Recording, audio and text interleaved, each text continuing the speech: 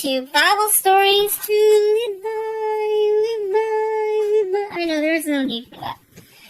Now, last time we had a wonderful story about Jacob and his brother Esau, and how Jacob, first Esau sold his birthright to his brother for a bowl of soup. I don't know if I would sell my birthright for just a bowl of soup, but that's what he did. But now, Jacob steals his brother's blessing, and that way he would inherit what Esau would have had.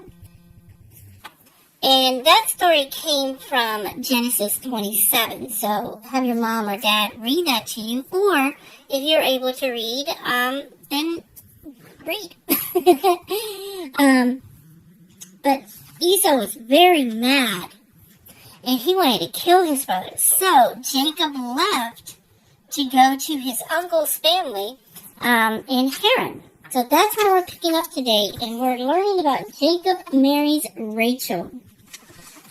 And that comes from Genesis 29, verses 1 through 30. And our story today, though, is about love. And isn't that a wonderful word, my friends? So let's now begin our story today. Where are you from?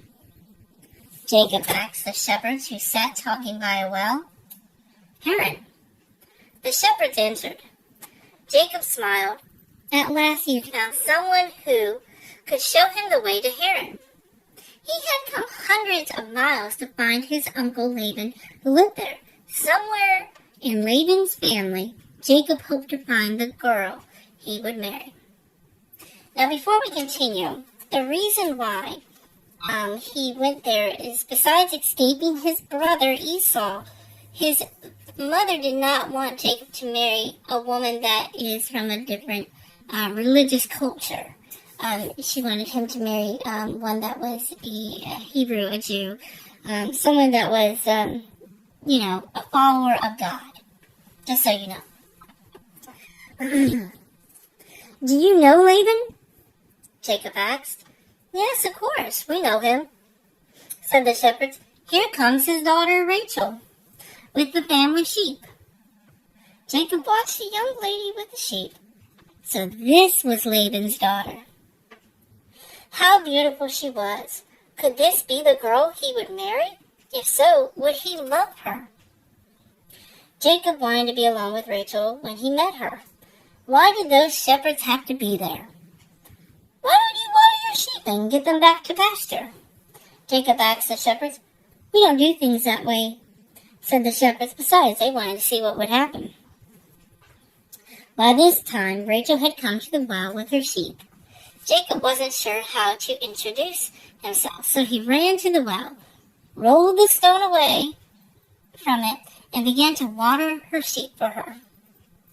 Then Jacob told Rachel that he was her cousin, the son of her aunt Rebekah.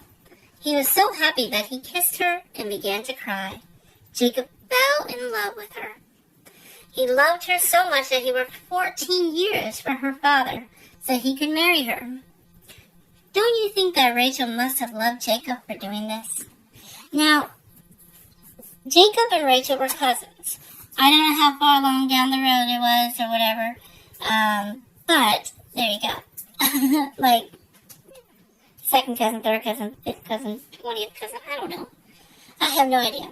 Now, here's some things for us to think about. When you love someone, how much are you willing to do for them? That's our question. Second question, how much did Jacob do to show his love for Rachel? And our third question, how do you think Rachel felt about Jacob because he worked 14 years to marry her?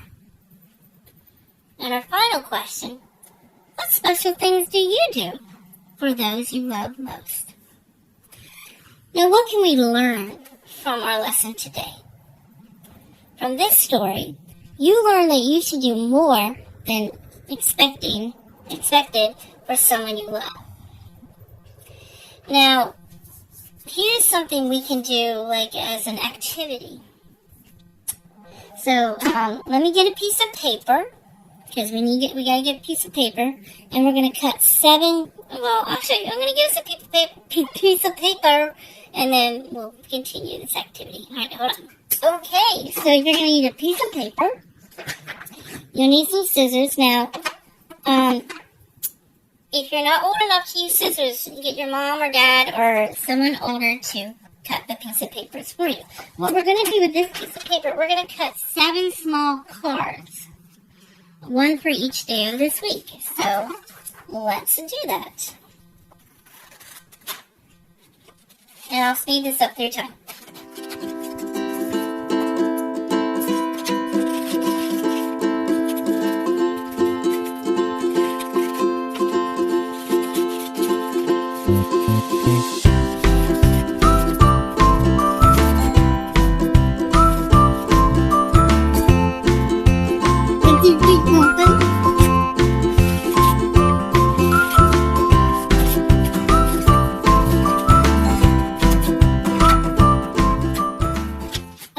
I never said they had to be perfect. So we got our 7 cards here. Okay, so 3, 4, 5, 6, and 7 goldfish. So what they want us to do next is write on each of them something special you would like to do for your mother, your father, your brother, sister, or someone else you know. Put the day of the week on the card. So we're going to get a pen. So we'll write down. And I'll see this up.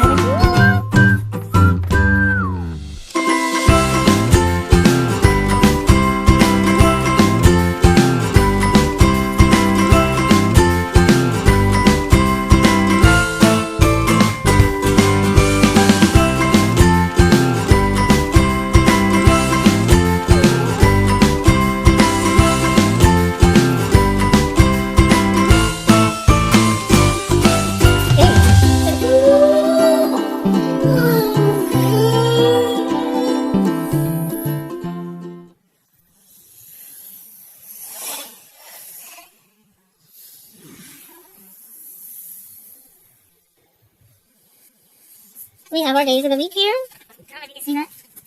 No, you can't. There you go. Oh, it's backwards though. So what we do is, for each of these days, like today we're on Wednesday. We're on Wednesday, even though it's backwards for you. On here. So, we're going to put something that we want to do for someone. So, for my mom, I'm going to put the word mom. And you see? Mom, I would like to wash the dishes for her.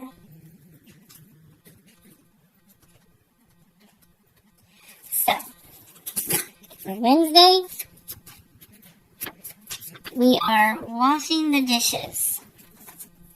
And we're going to give this to her. And I'm promising her that I'm going to wash the dishes. And here's the last thing they give us. Be sure to do that special thing on that day you promised. And be sure not to promise something you will not do. We have to honor what we're going to do, my friends. I want to thank you all. I hope you enjoy this activity that you're going to do. It's just a nice little gesture. Like if you say, you write one to your dad, I'm going to take the trash out. Or to your brother and sister, I'll clean your room or whatever. Do something nice for someone. Because that's what Jesus would do. Now, next time, my friends, we are going to be going way into the future, and we're going to learn about Joseph is sold as a slave. But God bless you all, and thank you for joining me on Bible Stories to Flip By.